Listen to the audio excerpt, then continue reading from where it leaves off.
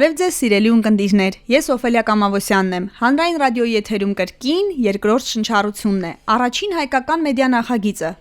նախատեսված ավագ սերնդի ներկայացուցիչների համար։ Մենք անդրադառնում ենք 60 եւ ավելի տարեկան անձանց հուզող բոլոր թեմաներին՝ առողջ ապրելակերպ, սննդակարգ, հոբիներ, աշխատանքային իրավունք, վաստակած հանգիստ։ Հաղորդման շրջանակում ներկայացնում ենք նաեւ այն ծրագրերն ու ծառայությունները, որ նախատեսված են թիրախային այս խմբի համար։ Այնպես որ նոր թափ եւ երկրորդ շնչառություն վերցրեք, այսօրվա մեր հաղորդման թեման նոր ծրագիր է, որ սկսել է Ալցհեյմերի խնամք Հայաստան կազմակերպությունը։ Մեր հյուրերն են Մելանիա Սամսոնյանը, որ կազմակերպության համահիմնադիրն է, եւ Լիլիթ Աբրահամյանը, ինքնության վրա հիմնված հոգետրավմաթերապևտ է, մենթոր, տրեյներ։ Բարի օր ձեզ, շնորհակալ եմ, որ ժամանակ գտաք եւ տաղավարում եք։ Տիկին Սամսոնյան, ասացեք, խնդրեմ, ինչ նոր ծրագրի մասին է խոսքը, պարբերականություն, տևողություն, ում համար է նախատեսված։ Նախ սկսեմ նրանից, որ արդեն Երևանում մենք ունեինք երկու հիշողության սրճարաններ, ծրագրեր, որոնց նպատակը տարեցների հետ այսպես ամեն շաբաթը մեկ անգամյա հանդիպումների միջոցով նրանց կոգնիտիվ ֆունկցիաների խթանումներ, հիշողության, մտածողության, կենտրոնացվածության զարգացումը, սակայն այս Արցախի նոր ծրագրի բուն իմաստը եւ նշանակությունը այլ էր, կարծես թե Արցախից տեղահանված մեր հայրենակիցների, որոնք հանգամանքների բերումով կորցրել են ամեն ինչ եւ հանդիսանում են բնականաբար խոցելի խմբերը երեխաները եւ տարեցներն են, եւ եթե երեխաների այսպես ինտեգրում ավելի արագ է իրականացվում, ապա տարեցների մոտ մի փոքր այլ է, կորցրել են բնորանը, կորցնելուց բացի նաեւ վերջիններս հայտնվել են իրենց համար անսպասելի նոր իրավիճակում եւ կարեւոր նպատակը, այսպես ասած, նրանց անվտանգության վերականգնումներ, այս սթրեսերի հաղթահարումը, նոր իրավիճակում հարմարվելու կարողությունները եւ երկու բառով ներկայացնեմ, ըստ էության մեր մասնագետները իրականացնում են մի քանի ֆունկցիաներ, սիմպտոմների կարգավորում, հիշողության զարգացում, մտածողության զարգացում եւ նշեմ, որ տարեցները մասնակցում են հաճույքով։ Տրավմայի մասնագետ եք, ասացեք, ընտրեմ, ինչ դժվարություններ կան այն մարդկանց հետ աշխատանքում, որ ինչպես Տիկին Մելանյան նշեց, կորցրել են ամեն ինչ։ Որն է մեխը նրանց հետ աշխատանքի։ Վերապատրաստում եմ թիմին, հոգեբանների թիմը եւ մեկ սոցիալական աշխատող, ովքեր որ երկու քաղաքներում աշխատում են տարեցների հետ, յուրաքանչյուր խմբում 25 հոգի։ Շատ կարևոր է, որպեսզի մասնագետները վերապատրաստվեն եւ տեղեկացված լինեն հոգետրավմաներից, եւ որոշ ինֆորմացիա կարողանան փոխանցել տարեցներին, որպեսզի իրենք հասկանան իրենց ճշմարտությունը, իմանան թե ինչի մեջ են եւ իմանան թե ինչ է իրենց հետ կատարվել, փոխարենը կորելու, այսպես ասած, հոգեբանական պաշտպանական մեխանիզմների մեջ, որոնցից կարող են լինել օրինակ սահմանափակող համոզմունքներ ձևավորելը կամ պահանջատեր դառնալը ոչ առողջ ձևով, որի հիմքում կարող է ընկած լինել օրինակ ագրեսիան, որ օրինակ ինչու ես ունեմ, դուք չունեք, կամ դուք մեղավոր եք, որ ես կորցրեցի եւ այլն։ Բացասական էմոցիաները գերիշխեն։ Այո, բացասական էմոցիաները գերիշխեն եւ շատ կարեւոր է, որպեսզի նրանք էլ իմանան հոգետրավմաների մասին եւ գիտակցելով թե իրենց հետ ինչ է կատարվել, կապ հաստատելով իրենց ճշմարտության հետ, կարողանան արտահայտել իրենց խեղդած էմոցիաները, որը կապված է այդ բոլոր կորստի հետ։ Տիկին Մելանիա, ասացեք, խնդրեմ, թե ծրագրի տևողությունը որքան է եւ միայն Երևանում է, թե այլ քաղաքներում էլ եք իրականացնում եւ քանի հոգի է մասնակցում, քանիսն է շահառուները։ Նախ նշեմ, որ ծրագիրը իրականացվում է Հայկական բարեգործական միության անմիջական աջակցությամբ։ Ծրագրի տևողությունը 12 շաբաթ է։ Ես արդեն նշեցի, որ մենք արդեն իրականացնում էինք Երևան քաղաքում երկու տեղ, Գյումրիում մի տեղ, այս նոր աջակցության Արցախյան ծրագիրը իրականացվում է Երևանում եւ Գյումրիում։ Քանի հոգի է մասնակցում։ Մոտավորապես 18-ից 20-25 հաճախ անձինք այցելում են։ Արցախից եկած մեր ավագ սերնդի ներկայացուցիչների համար, այսինքն մեթոդները բաց են, իրենք գիտեն, որ իրենց հետ աշխատում են մասնագետներ, որովհետեւ իրենք այսպես հաշտվեն կամ ընդունեն այն, ինչի միջով անցնում են եւ անցել են։ Ինչ դժվարություններ կարող են հանդիպել այդ ընթացքում։ Կարող են լինել մարդիկ, որոնք ինչ որ մի պահից հրաժարվեն։ Մենք շատ զգույշ ենք, ես նշեցի արդեն վերապատրաստում եմ թիմին, որպեսզի իրենք կարողանան աշխատեն հետ տրավմատիկ ստրեսային խանգարում ունեցող մարդկանց հետ։ Ռիսկեր կան իհարկե, այցելությունները բնականաբար պարտադիր չեն միայն ցանկությամբ, մինչ օրս մեծ սիրով են եկել ինձ հետ կիսվում են թիմի անդամները յուրաքանչյուր մենթորության պարապմունքի ժամանակ։ Ռիսկերը հետևյալն են, որ պետք է շատ զգույշ լինել տարեցների հետ աշխատանքում, երբ որ գտնում ենք հույզերին, որովհետև նրանք կարող է որոշ սրտի հիվանդություններ կամ ինչ-որ բաներ ունենան, որը որ շատ հույզերն էլ շատ բուռն ապրելը իրենց կարող է մի որոշ վնասել, այդ պատճառով վերապատրաստելով մասնագետներին, իրենք էլ իրենց կարծիքը հրաշալի մասնագետներ են, կիսում են, որ շատ զգույշ ենք լինում, մենք իրենց տալիս ենք տեղեկություն այս պահին հույզերի մասին եւ անում ենք որոշ վարժություններ, որպեսզի իրենք կարողանան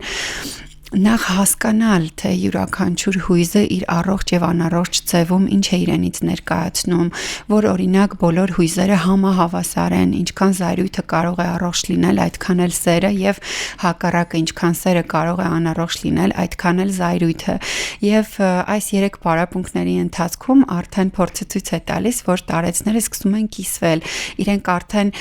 բացի նրանից, որ ասում են իմ կյանքը լավ է, ուրախ է, ես ուրախություն, երջանկություն եմ ուզում, նաև սկսել են խոսել վախերից, զայրանալուց, վշտից։ Իսկ մենք գիտենք, որ մարդը մինչև իր հույզերը չապրի, չարտահայտի, չի առողջանա։ Այսինքն սեղմելը, քողարկելը, թաքցնելը միանշանակ բացասաբար է ազդելու մարդու կյանքի որակի վրա ու Այո, բացասաբար է ազդելու մարդու կյանքի որակի վրա եւ կան բազմաթիվ հետազոտություններ, որ սեղմված զայրույթը առաջացնում է մի շարք հիվանդություններ։ Եվ ի վերջո, օրինակ, տրավման չի ապրում մեր գիտակցության մեջ, ապրում է մեր ենթագիտակցության մեջ եւ այսպես ասած մարմնում, մարդը ուղղակի սկսում է հիվանդանալ, երբ չի արտահայտում իր հույզերը կամ եղած հիվանդությունները ավելի են խորանում։ Այդ իսկ պատճառով հիմնական նպատակը տարեցների մոտ հուզական բանականություն, այսպես էմոցիոնալ ինտելեկտը բարձրացնելն է, ինչը մինչ այսօր դեռ հաջողվում է։ Տիկին Սամսոնյան, ինչ են ցույց տալիս առաջին մի քանի շաբաթվա պարապմունքները, ինչպես են արձագանքում Գյումրիում եւ Երևանում Արցախից եկած մեր հայրենակիցները այս ծրագրին։ Նախ սկսեմ նրանից, որ հաճախում են մեծ հաճույքով։ Մենք արդեն նախկինում փորձ ունենք, երբ իրականացնում ենք այսպես կարծիքների հավաքագրում եւ այդ կարծիքների հավաքագրման արդյունքները ամփոփելով գալիս ենք ընդհանուր որոշակի նորմերի փոփոխման, որոշակի նորմերի վերանայման եւ պիտի հաճույքով նշեմ, որ արցախցիները այս ծրագրին մասնակցում են հաճույքով, անգամ մի հետաքրքիր բան նշեմ, կանայք գալիս են ամենագեղեցիկ զարդերով իրենց, ամենագեղեցիկ հագուստներով, գալիս են կիսվում են միմյանց հետ իրենց տպավորություններով, միմյանց կոմպլիմենտներ են անում, որը հիանալի է, գերհաճելի իրավիճակ է եւ մեր բուն նպատակներից մեկը մենք դարձնում ենք ոչ թե միայն պարզապես խթանել, պարզապես այդ սթրեսերը կարգավորել, մենք պետք է նրանց այսպես հասկանալի տանք տեղեկատվություն, որ դրանք բնական արձագանքներ են, այդ վախերը, անհանգստությունները եւ այդ բնական արձագանքներից դուրս գալու ուղիները կան, դրանք հաղթահարելի են։ Այն Լիլիթը հիանալի նշեց, որ այո, մեր բուն նպատակը այս իրավիճակից իրենց դուրս բերելն է եւ իմ մոտեցմամբ Արցախյան այս ծրագրից մեր այցելուները դուրս կգան այդ վախերը, անհանգստությունները հաղթահարած եւ մի շատ կարեւոր հանգամանք եւս անհրաժեշտության զգացողությամբ, որովհետեւ այսօր նրանք գուցե հաշտվել են նրա հետ, որ այո, կորցրել ենք մեր բնական կյանքը, կորցնելով հայտնվել ենք մեզ համար դժվար իրավիճակում եւ պետք է պարզապես հաշտվենք եւ շարունակենք ապրել, ոչ իրենց պիտի բերել անհրաժեշտության զգացողության, որը մեր բուն նպատակներից մեկն է եւ ինձ թվում է այս ծրագրի ավարտից հետո այս խումբը համենայն դեպս կկարողանանք հասնել այս բուն նպատակի իրականացմանը։ Տիկին Սամսոնյան, գնահատելու համար արդյունքները իհարկե մենք կարող ենք ենթադրել, որ լավ կլինի, բայց պիտի այնուամենայնիվ արդյունքները չափելի լինեն։ Արդյոք մինչև սկսել է որևէ տեսակի հետազոտություն կամ հարցարան անցնում են մասնակիցները, որպեսզի ավարտին էլ անցնեն եւ համեմատել հնարավոր լինի արդյունքները։ Այո, իրականացվել է նախնական թեստավորում մոկաթեստերի միջոցով, հարցաշարեր է լրացվել մեր մասնագետների մասնակցությամբ, գնահատվել է եւ վերջում եւս պետք է իրականացվի եւ գնահատենք արդյունքները, որը արդեն մեր աշխատանքի, այսպես նրանց հետ կատարված աշխատանքի արդյունքի իրական գնահատականը տեսնելու միտում կունենա։ Հրաշալի։ Լիլիթ, ասացեք, քննեմ, ինչ է նշանակում ինքնության վրա հիմնված ձեր մեթոդը, այսինքն ինչ է դրա էությունը եւ եղել է մեր տաղավարում մարդիկ շատ հեղինակավոր, այսպես կեսկատակ ասել են, որ հայ լինելը դժվար է, հաշվի առնելով այն գենետիկ հիշողությունը, որ մենք ունենք, այն դժվար կյանքը, որ ունեցել է հայ ժողովուրդը, դա արդյոք կապ ունի սրա հետ, երբ որ ինքնություն ենք ասում։ Ինքնության վրա հիմնված հոգետրավմաթերապիա, որը որ հիմնադրել է գերմանացի Ֆրանց Ռոբերտը եւ որը հենց իմ պրոֆեսորն է, ես իր մոտ եմ սովորել։ Այստեղ կարևոր է նշել, թե ինչ է իրենից ներկայացնում ինքնությունը, մենք ինչպես ենք սահմանում այն, ինձ հետ կատարված բոլոր դժբախտ եւ լավ դեպքերը, այն ամենը, ինչ ինձ հետ տեղի է ունեցել իմ ստեղծման պահից մինչեւ մահ, կազմում է իմ ինքնությունը։ Եվ երբ մենք մերժում ենք ինձ հետ կատարվածի որևէ մի մասը, ապա մերժում ենք մեր ինքնությունը։ Սա ինչ է նշանակում, դուք նշեցիք, որ հայ լինելը դժվար է եւ այլն, ես այստեղ կասեմ, հղում արեցիք ձեր հյուրերին, ես այստեղ կասեմ, որ դա որպես սահմանափակող համոզմունք է հնչում, հա, հայ լինելը դժվար է։ Լավ, ինքնության հետ եթե առնչվենք, կասենք, իսկ ինչու է դժվար, ինչ է եղել մեզ հետ, որ դժվար է։ Հետ գնալով եւ չմերժելով այդ ցավը։ Օրինակ, այսպիսի մի տենդենց էլ կա, որ պատերազմից հետո, այս ամենից հետո շատերը բոլորը խոսում են ապագայի մասին, նորը ստեղծելու մասին, ինչը հրաշալի է։ Մի շարք ծրագրեր կան եւ այլն, բայց նաեւ կարեւոր է չմոռանալ մեր իրականությունը, թե ի վերջո ինչ տեղի ունեցավ մեզ հետ։ Եվ այդ անցյալը, այդ դժբախտ դեպքը, հա, որ մեզ հետ տեղի է ունեցել, մեր ինքնության մի մասն է, հետ գնալ եւ զգալ այն ցավը, որ մենք ապրել ենք այնտեղ, որովհետեւ միայն այդ վիշտը ցավը ապրելով, վերջացնելով, ընդունելով հնարավոր է իր բեռից ազատվել։ Բայց որպես ինքնապաշտպանություն մարդը պիտի, չէ՞ որ ապրել է արդեն, չպիտի մոռանա, որպեսզի հաղթահարվի։ Մոռանալ ասելով կարևոր է հասկանալ, թե մոռանալ ասելով ինչ նկատի ունենք, որովհետև մարդու հոգեկանը տրավմայից հետո պարակտվում է 3 մասի, բաժանվում առողջ մասի, տրավմատիկ մասի եւ գոյատևող մասի, հա, որի շրջանակներում էլ ձևավորվում են հոգեբանական պաշտպանական մեխանիզմներ։ Պաշտպանական բառի վրա եմ այստեղ ուզում ուշադրություն դարձնել, որովհետև այդ մեխանիզմները մեզ պաշտպանում են ցավից։ Այդ որ ասում եք մոռանալ, օրինակ շատ լավ օրինակ կարող է լինել Ջորջ Օրվելի Անասնաֆերմա գործը, որտեղ ինչ է լինում, երբ որ անասնաֆերմայում տեղի խնդիր է լինում, արդեն զգում են, որ իրենց այդ կառուցվածքը փչանում է, ձին որոշում է, որ ինքը ավելի շատ է աշխատելու, մի որոշ կենդանիներ ավելի հիմարիկ են սկսում իրենց պահել հավերը, մյուսները ավելի սկսում են կատաղած լինել։ Այս բոլոր գործողությունները ավելի շատ աշխատել, ավելի հիմարիկ լինելը, փորձել մոռանալը, փորձել չհասկանալը, սրանք հոգեբանական պաշտպանական մեխանիզմներ են։ Իսկ դրանք առողջ չեն մեզ համար, որովհետև մի որոշ ինքնախաբեություն են իրենցից ներկայացնում։ Հետևաբար շատ կարևոր է, որպեսզի հուզական բանականություն, հուզական ինտելեկտը զարգացնելով բոլորը կարողանան հետ գնալ եւ զգալ իրենց կորստի ցավը, ապրել մինչև վերջ, ոչ թե մնալ դրա մեջ, որպեսզի ազատվեն դրանից։ Միայն այդ դեպքում հնարավոր կլինի ընդունել իրականությունը այնպիսին, ինչպիսին որ տեղի է ունեցել եւ արդեն առողջ ձևով առաջ շարժվել, այլ ոչ թե հոգեբանական պաշտպանական մեխանիզմներով, այլ ոչ թե ճնշելով, այո։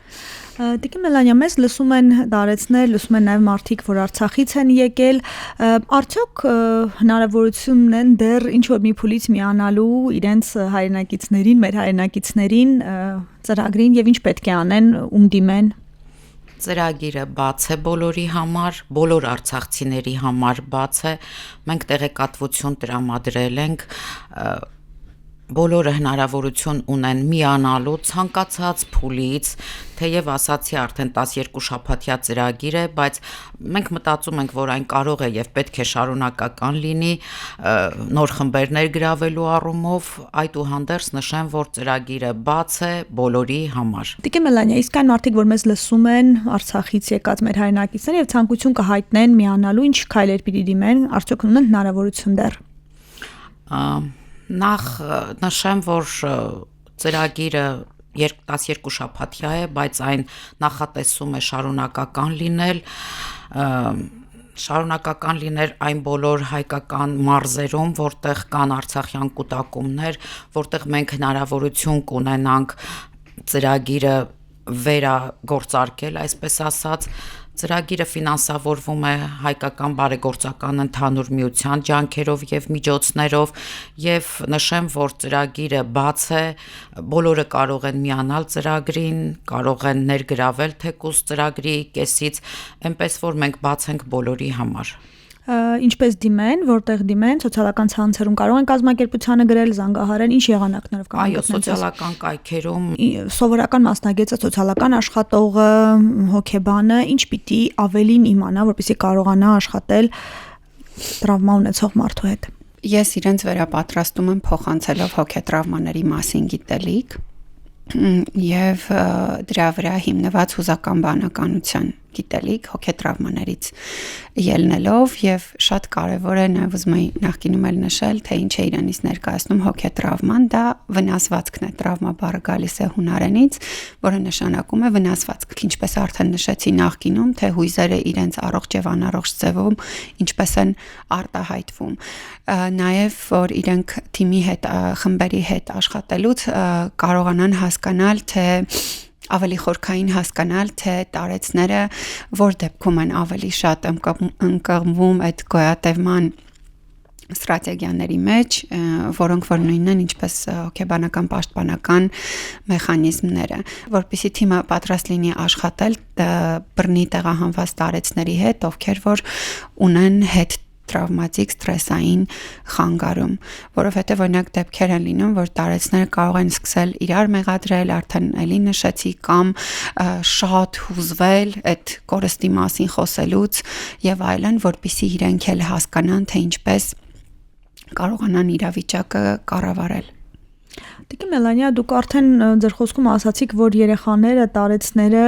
ավելի խոցելի են, բայց երեխաները դպրոց են գնում, մանկապարտեզ ինչ որտեղ սոցիալիզացվելու հնարավորություններ ունեն, իսկ տարեցների մասով, որ իրավիճակը ներկայացնեք, չէ՞ որ իրենք գալիս են, պատմում են, եւ արդյոք արտ թերապիան, որովհետեւ իրենք աշխատում են տարբեր նյութերով, նկարում են, դա ինչ որ կերպ դրական ազդեցություն է ունենում։ Անշուշտ, բացի այն, որ արտ-թերապիան զբաղվածություն է առաջացնում, այն Լիլիթը թույլ չի տա ստեմ, այն նաև ներքին հուզական վիճակն է արտահայտում անձի, ցանկացած գիծ, ցանկացած նկար, ցանկացած կավի առարկայի ստեղծում արտահայտում է ցանկացած մարդու հոգեվիճակը եւ դա եւս գնահատական կարող է հանդիսանալ նրանց ներքին վիճակի, անշուշտ արտ-թերապիան օգնում է եւ ներքին վիճակի բացահայտման եւ այդ սթրեսային իրավիճակից դուրս գալու հարցում։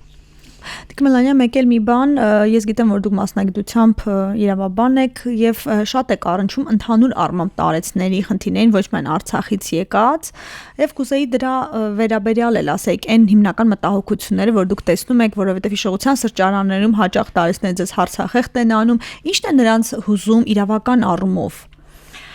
Այստեղ ես կարող եմ շատ երկար խոսել, բայց փորձեմ համառոտ լինել, այո, տարեցներին հուզում է իրավական առումով իրենց բուն իրավունքները, իրենց բուն պարտականությունները, զավակների ծնողների հանդեպ ունեցած պարտականությունները տարեցների համար բոլորովին նորություն է, երբ ես նշում եմ, ընտանեկան օրենսգրքի համաձայն զավակները պարտավոր են, ոչ թե կարող են, պարտավոր են պահել ծնողներին, եւ չպահելու պարագայում ծնողը իրավունք ունի դիմի բռնագանձի ալիմենտ զավակից, սա իրենց համար այնքան նոր է, այնքան զարմանալի է, կամ մեկ ուրիշ փաստական հանգամանք։ յուրաքանչյուր տարեց իրավունք ունի ինքնուրույն տնօրինել, որոշել իր գույքի ճակատագիրը։ Այսպես հայկական մենթալիտետի համաձայն մահվանիցս հետո իմ գույքը անցնում է իմ զավակներին այսքան չափով, սա պետք է վերանա, տարեցը պետք է իմանա, իր գույքի ճակատագրի որոշելու իրավունք եւ հնարավորություն ունի։ Ես ներկայացրել եմ ցմահ հոգալու պայմանով ռենտայի պայմանագիրը, նրանց համար դա լրիվ նորություն էր։ Հատկապես միայնակ ծերը իրավունք ունի մտահոգվի իր գույքի ճակատագրով, կտակի նվիրատվություն անի այն անձին կամ կնքի ռենտայի պայմանագիր այն անձի հետ, ում հետ ինքը տեսնում է արժանի, ում տեսնում է իրեն օգնական, ում տեսնում է իրեն հենարան։ Բոլորովին պարտադիր չի, որ մահվանից հետո օրենքով կարգավորվի այդ իրավահարաբերությունները։ Այս հարցերը հետաքրքրում է բոլոր տարեցներին, ես գուցե այս հաղորդման շրջանակներում չհասցնեմ եւ ես ձեզ պարզապես խնդրում եմ հատուկ հաղորդում կազմակերպել, որպեսզի ես հնարավորություն ունենամ ներկայացնելու իրավական առումով տարեցի իրավունքները, իրավական առումով տարեցի հնարավորությունները եւ ներկայացնեմ օրենքի պահանջը։ Երկրորդ շնչառությունը իր գործունեության ընթացքում պարբերաբար այս խնդրին անդրադարձել է, բայց փորձը ցույց է տալիս նաև դիտարկումները, որ մարդիկ իսկապես ավելին իմանալու անհրաժեշտություն ունեն եւ ամփոփելով Տիկին Մելանիա, մարդիկ, որ ցանկություն ունեն միանալու Արցախից եկած մեր հայրենակիցները, ինչպես դիմեն, ում դիմեն եւ արդյոք բաց եք նրանց ընդունելու համար։ Թեկուզ նախատեսված է ծրագրի 12 շաբաթյա տևողությունը, սակայն այդուհանդերձ այն բաց է, կարող են միանալ ցանկացած արցախցիներ, նույն բարեգործական ընկերության աջակցությամբ մենք նախատեսում ենք կենտրոններ բացել նաև այլ համայնքներում, որտեղ կան Արցախից եկած մեր հայրենակիցներ, մենք մտածում ենք այնպես կազմակերպել, որ հնարավորինս շատ արցախցի կարողանանք ներգրավել այնտեղ, մեր սոցիալական կայքերը բաց են, մենք ունենք Facebook-յան սոցիալական կայք, ունենք ձեր արդեն հաղորդումը կարծես թե եւ YouTube-յան եւ մեր բոլոր կայքերում առկա են մեր բոլոր տվյալները, ցանկացողները կարող են հեշտությամբ մեզ գտնել եւ միանալ։ Շնորհակալություն հետաքրքիր զրույցի համար, հուսանք, որ մարդիկ, որ լսում էին, իրենց էլ օգտակար եղավ, մտորելու տեղ տվեց եւ եթե ցանկություն ունենան, անվարան կդիմեն։ Շնորհակալություն։ Մենք ենք շնորհակալ։ Ակտիվ եղեք, լսեք մեզ Հանրային ռադիոյի amradio.am կայքում, դիտեք հաղորդումը։ Բաժանորդագրվեք Երկրորդ շնչառության YouTube-ի ալիքին, գտեք մեզ TikTok-ում, Instagram-ում, Facebook-ում, գրեք ձեզ ուզող հարցերի մասին։ Մենք դրանց անպայման կանդրադառնանք հաջորդիվ։ Առողջ ու երկար կյանք եմ մաղթում։